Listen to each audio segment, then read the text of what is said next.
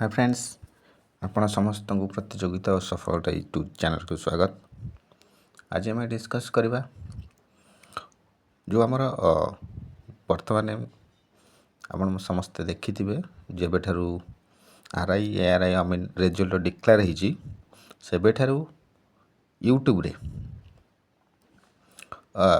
विशेषकर course mafia जो माने कि माने पिला मानकु लुटंती से मानकर पेड कोर्स माध्यम से माने वर्तमान पूरा सक्रिय हो जाइछंती।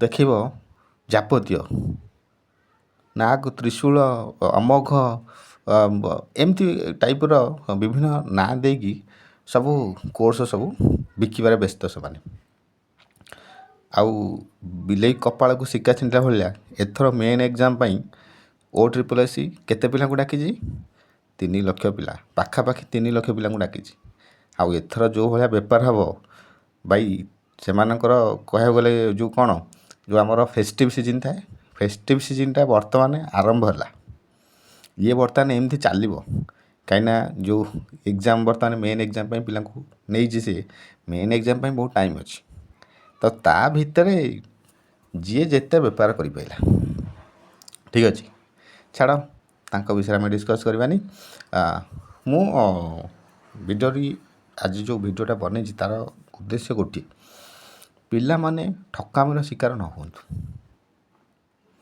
जो पेड कोर्स जो पिला माने सबू हाँ पेड कोर्स दिखाऊँगी ये किनदे ये करदे से देख कौन सी पेड कोर्स ग्यारंटी दबनी जे तमें चाकरीटा करदेव 100% चाकरीटा बा गोटे पोस्ट नापी निजर डेडिकेशन है इम्पोर्टाट आ टाइम मैनेजमेंट तुम केमती कर दीटा को इम्पोर्टाट है तो मुझे हिसाब से कहबी जो मैंने प्रकृत रे माने चाहूच ना मु गोटे चाकरीटा करे निज उपर विश्वास रख प्रथमे देख जो एग्जाम तुम दबाक जाऊच तार सिलेबसटा केमिति कौन पूर्वर एग्जाम केमिति हेइतिला को टाइप रो क्वेश्चन आस्तिला को चैप्टर रो क्वेश्चन आस्तिला एटा निजे रिसर्च कर प्रथमे कहा उपरे जेते डिपेंड हम सी तुमको सेते ठकिब एथिरे कौन सी संदेह नहीं। बर्तमान युग जहाँ है तुम जहाँ को जेते विश्वास कर सी से विश्वासर फायदा नहीं कि तुमको ठकिबा को आरंभ कर तेणु से धंदारे न पशिकी बेस्ट हम एग्जाम क्रैक करा चाहूच चाकरीटा करा चाहूच निज उपर कॉन्फिडेंस रख हाँ मुझे करी जमती कि कहली प्रथम स्टेप रौन भल भाव बुझा चेष्टा कर सिलेबसटा कौन जो एग्जामटा आम दबाक जाऊँ लास्ट टाइम को टाइप रो क्वेश्चन आसला को चैप्टर को कवर करके आसला को लेवल रो क्वेश्चन आसला सहीटा आग देख यहाँ प्रथम जिनस तापर जो जिनसटा मेन जिनस देखा पड़ो आम हाथ में केते टाइम अच्छी केते कोर्स आमको कवर करार अच्छी तापर आउ गोटे जिनस कौन ना आम जो यही सब जिनस कवर करूँ ताप बेस्ट मटेरियल कम कौन पेड कोर्स पछरे न भागिकी निजर जो मु कहली जो सिलेबस जो टॉपिक एग्जाम पई तार बुक नहीं आसीबो से बुक को फॉलो करिवो सबुठारु बेस्ट कौन सी पेड कोर्स पछरे पड़ी कि से कोर्स किनीदेले ग्यारंटी नहीं तुम एग्जाम क्रैक करदेव। प्रथम कथा कहबी पेड कोर्स पछरे गले कौन प्रॉब्लम हो प्रथम कथा मेंटली हारासमेंट स्टार्ट जो पेड कोर्स पर कौन मेंटल हारासमेंट जिते तुम कोर्स किणव तुम गोटे तुम गोटे माहौल गोटे इंटरेस्ट गोटे अलग प्रकार थी कोर्स जो कि न कोर्सटा जो किणीदेव तापर तुम देखा पाइब कौन मुझे पैसा देली से हिसाब से कंटेंट ना प्रथम कथा तुमको लगे तापर तुमको लगे क्वालिटी आंकर बेस्ट नुह तापर लगे कि मुझे ठकामीर शिकार हली तापर भाव अरे हे मुझा न कि सहीटार कि भल होता यही सब चक्कर रे मुंड भितर विभिन्न प्रकार जिनस आसब जहाँफल तुम जो पढ़ाई जो से कोर्सटा कर से तो पढ़ापढ़ी चाकरीटा करने से जिनस ऊपर तुम फोकसटा डाइवर्ट हम तापर तुम आड़ू साड़ू मुंडे पशिकी मैंने गोटे टाइप डिस्टर्ब रही ତେଣୁକରି ଏଇସବୁ ଜିନିଷ ନ ପଡ଼େ। ତାପରେ ଆଉ ବି କିଛି ଜିନିଷ ଅଛି ଯେଉଁଟା ପେଡ଼୍ କୋର୍ସ ତାଙ୍କେ ସେମାନେ ଭ୍ୟାଲିଡ଼ିଟି ଦେଇଥିବ ଗୋଟେ ଟାଇମ୍, କିନ୍ତୁ ତା ପୂର୍ବରୁ ଭ୍ୟାଲିଡ଼ିଟି ସରିଯାଇଥିବ, ପୁଣି କହୁଥିବେ ଏତିକି ଟଙ୍କା ତୁମେ ଦିଅ ତାପରେ ଭ୍ୟାଲିଡ଼ିଟି ତୁମର ବଢ଼ିବ। ଏ ବିଷୟ ଏଥିରେ ଇନକ୍ଲୁଡ଼ ନାହିଁ, ସେ ବିଷୟ ସେଥିରେ ଇନକ୍ଲୁଡ଼ ଅଛି। ଏମିତି ସବୁ ବିଭିନ୍ନ ପ୍ରକାର ମାନେ ତୁମକୁ ଫାଇନାନ୍ସିଆଲି ତୁମକୁ ଶୋଷିବେ।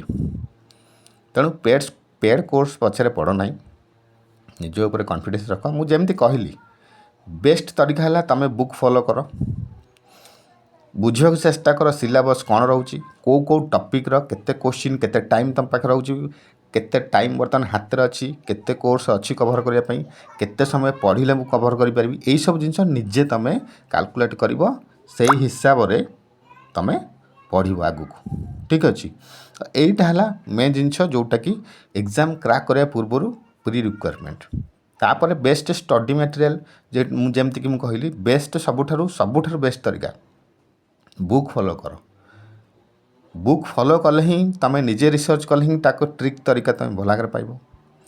ଆଉ ମ୍ୟାକ୍ସିମମ୍ କୋଶ୍ଚିନ୍ ନିଜେ ଯେତେବେଳେ ବୁକ୍ ଫଲୋ କରିବ ସେତେବେଳେ ପାଇବ। ତେଣୁ ପେଡ଼୍ କୋର୍ସରେ ସେମାନେ କ'ଣ ତାଙ୍କର ବିଜନେସ୍ ହେଲା ମେନ୍ ଫଣ୍ଡା, ତାଙ୍କର ଉଦ୍ଦେଶ୍ୟ କ'ଣ ବିଜନେସ୍। ପିଲାମାନେ ଏକ୍ଜାମ୍ କ୍ରାକ୍ କରିବେ ତାଙ୍କର ଉଦ୍ଦେଶ୍ୟ ନୁହଁ। ପ୍ରାୟ ମୁଁ ଦେଖିଛି ଚ୍ୟାନେଲ୍ରେ ଭିଡ଼ିଓ 1000-1500 ଭ୍ୟୁଜ୍ ଆସୁନି, ସେମାନେ 1000 ଟଙ୍କାର ପେଡ଼୍ କୋର୍ସ ତାଙ୍କର ବିକୁଛନ୍ତି। କିଏ ନେଉଥିବ ନ ନେଉଥିବ ମୁଁ କହିପାରିବିନି, ଆଡ଼ଭର୍ଟାଇଜ୍ କରୁଛନ୍ତି ନିଜର ସବୁ ପ୍ରାୟ ଚ୍ୟାନେଲ୍। ମୁଁ ଯେଉଁ RI ଅମିନ ଯେତେବେଳେ ରେଜଲ୍ଟ ଡିକ୍ଲେୟାର ହେଲା ତା ପରଠାରୁ ମୁଁ ଦେଖିବାକୁ ପାଉଛି ୟୁଟ୍ୟୁବ୍ ସାରା ମାନେ ଅଗା ବଗା ସଗା ସବୁ ଯେତକ ମାନେ ସବୁ ପେଡ଼୍ କୋର୍ସ ପଛରେ ପୁରା ମାନେ ନିଜ ଚ୍ୟାନେଲ୍ରେ ଆଡ଼ଭର୍ଟାଇଜ୍ କରି ପେଡ଼୍ କୋର୍ସ ପଛରେ ସବୁ ଆମର ଏଇଆ ହେଲା ବିଗ୍ ସରପ୍ରାଇଜ୍ ଇଏ ସିଏ ଯାବତୀୟ ପୁରା ଲୁଟିବାରେ ପୁରା ବ୍ୟସ୍ତ ପୁରା ହେଲା। ତେଣୁକରି ସେ ଟ୍ରାପ୍ରେ ନ ପଡ଼ିକି ମୁଁ ଯେମିତିକି କହିଲି ବେଷ୍ଟ ତରିକା ବୁକ୍ ଫଲୋ କର, ସିଲାବସ୍କୁ ବୁଝ, ଟାଇମ୍ କେତେ ଅଛି, ଏଇସବୁ ଜିନିଷ ହେଲା ପ୍ରି ରିକ୍ୱାରମେଣ୍ଟ। ତା ଉପରେ କାମ କର, ସବୁ ଜିନିଷ ହେବ। ବେଷ୍ଟ ମ୍ୟାଟେରିଆଲ୍ କ'ଣ ରହିବ ନିଜେ ସିଲେକ୍ଟ କର।